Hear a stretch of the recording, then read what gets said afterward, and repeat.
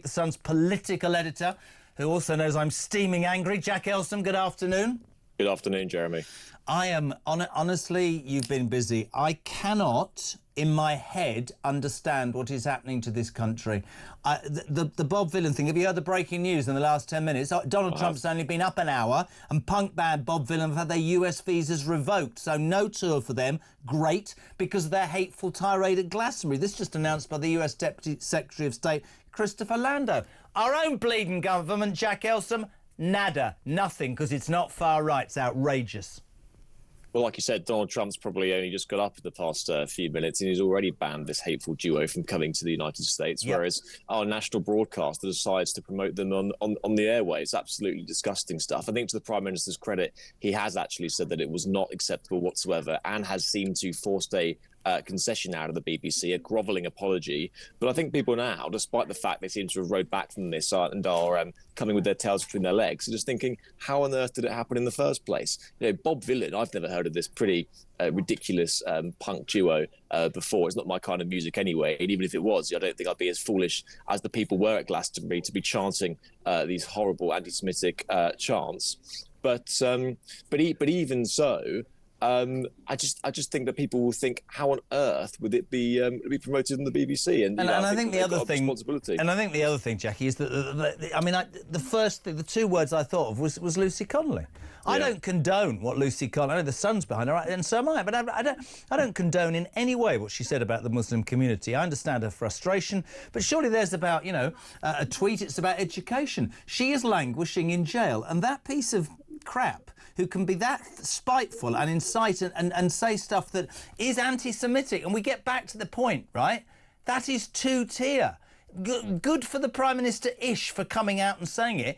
He came out within 5 minutes of the Southport riots and got the police on the streets and on camera had them arrested, tried and put in jails that had no space within 24 hours, and I supported a lot of that. What makes this man different, this rapper? Because it's trendy? Why? It's fundamentally wrong. And I also think it highlights something, and I'm not getting into an argument about Gaza with people, but here's the thing that I don't like. The fact of the matter is, that is racism.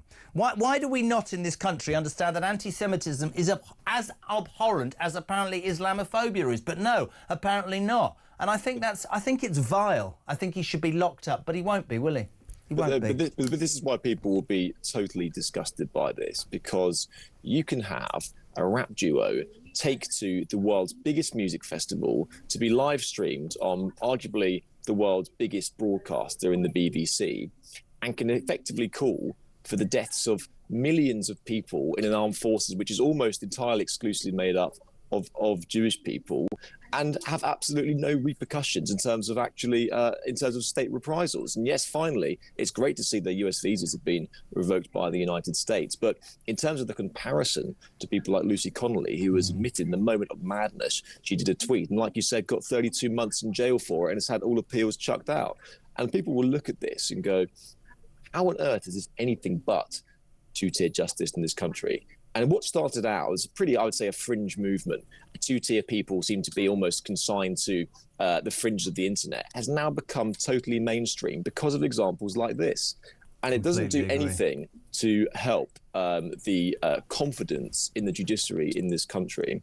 Listen, I'm not sure whether or not there's going to be any charges or cases pressed about Bob Vylan, but people will look at the two cases and just think it's absolutely extraordinary, and that's a total hypocrisy. I'm glad the BBC now seems to have been coming to this recognition, but they are on incredibly thin ice now, the BBC, because it is not just this isolated case. It is a string of scandals and cock-ups over the past few years, which is now leading people to think, why am I paying my 150 quid or wherever it is every single year? Bloke just said, am I supporting Hamas propaganda by paying my licence fee? You're not telling me, I've worked in television all my goddamn life, you're not telling me that there weren't online editors running that stuff in a control room that could have pulled the button. I would suspect that the Glastonbury lot and the BBC probably knew that was going to happen, and they can go, oh, we didn't. It's just...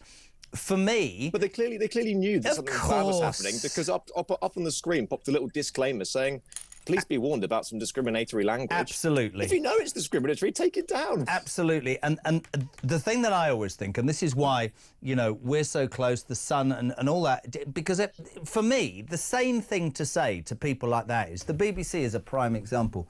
You really are so far up your own backside, you don't realise the depth of anger in this country, do you? It's the same with Keir Starmer about immigration. It's not far right, it's not racist. There are good, honest, hard-working people who look at that, look at Lucy Connolly and go, I don't trust the justice system. There's people that look at other stories we'll talk about in a minute and think, how am I supposed to believe or trust my government? Give me thoughts on that, by the way, peeps. 0344 499 1000. Should he get the same treatment as Lucy Connolly? I think so. What do you think? We were speaking last week, the screeching U-turn on welfare, and sort of over the weekend, again, you're a political person, I'm not. I read something that he said, oh, I was sort of concentrating on world affairs and I probably got the welfare reform wrong. They've had 14 years to plan to be the new government. What's wrong with them? I think most people in Westminster saw this line come out from Keir Starmer and said that he was distracted with world events and thought, what sort of planet are they on in terms of this is now the strategy, saying that essentially you can't focus on one thing, more than one thing at the same time. I mean, he's the Prime Minister. He volunteered for the job. Nobody forced it onto him. He probably knew that it would involve spinning a lot of plates at any one time. It is one of the most important, if not the most important job in the country. And so to sort of almost complain that you can't do two things at once, you didn't anticipate the size of this rebellion, when he has massive amounts of staff around him, hordes of advisors, I just don't think it's good enough, and it doesn't really fly with most people. He's now got himself into the humiliating position of having to make huge amounts of concessions to these rebels. And I think that a former welfare secretary a Labour welfare secretary, John Hutton, put it very good last week, that Keir Starmer came in to government and said that he will be putting country before party. But now it appears that he's putting party before country because he's trying to diffuse what is essentially an internal political row at the same time as basically saying, I'm not going to be able to get the benefits bill down.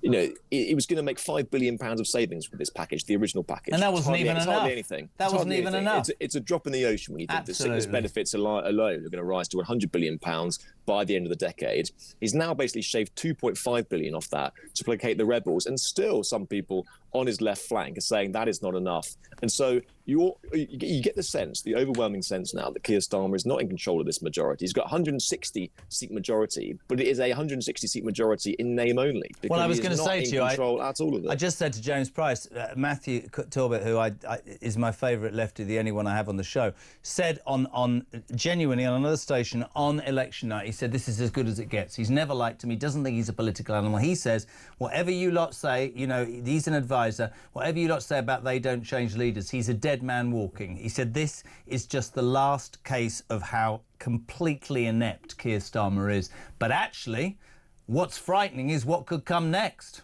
for the British people. I don't disagree with that. I don't think Starmer, he just doesn't have the nous, does he? The character, the oomph, I don't know, doesn't smell it, does he? Doesn't smell it. Well, I think by his own admission and by people that know him best, he's not a political operator. I mean, all his life, he's essentially been a career technocrat. You know, he's been a lawyer, head of the CPS.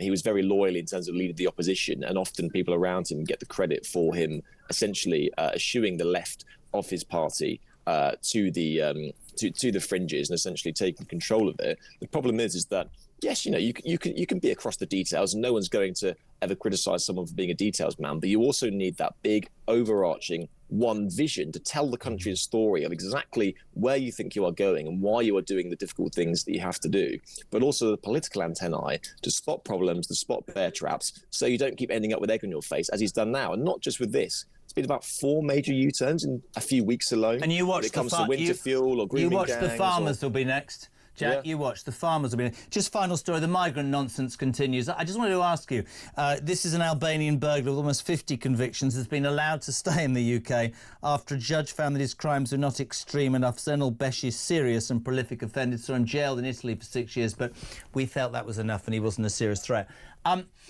ECHR, Reform have been very vocal and said we're leaving. What's the Tories' stance on the ECHR? The Tories' stance is that they think they want to leave, but at the moment they've commissioned a review into it. They've got a top lawyer, a guy called David Wilson, who's a KC and sits at the House of Lords as a Tory peer. They have got him to review how the Tories would go about leaving the ECHR. Just leave. If that turns out to be their position, and I think that is going to be announced at the party conference in the autumn. The problem is that Kemi Badenoch is saying that she wants to do this properly, and if you are going to leave the ECHR, then you need a clear legal route out of it. The problem with that is, and listen, you know, sometimes nuance is good, but in politics, it's all about often painting in primary colours. Yeah. And if Reform and Nigel Farage can go, well, we're not going to muck around with any of that. We're just going to leave. If you're annoyed with the ECHR, you're probably not going to be looking at Kemi Badenoch right now. You're going to be looking at the Reform Party. Mate, it's great to have you on. We always love it. You're busy boy. Really appreciate it. We'll speak to you later in the week. From The Sun, the political editor, the excellent Jack Elsom. Thank you very much indeed.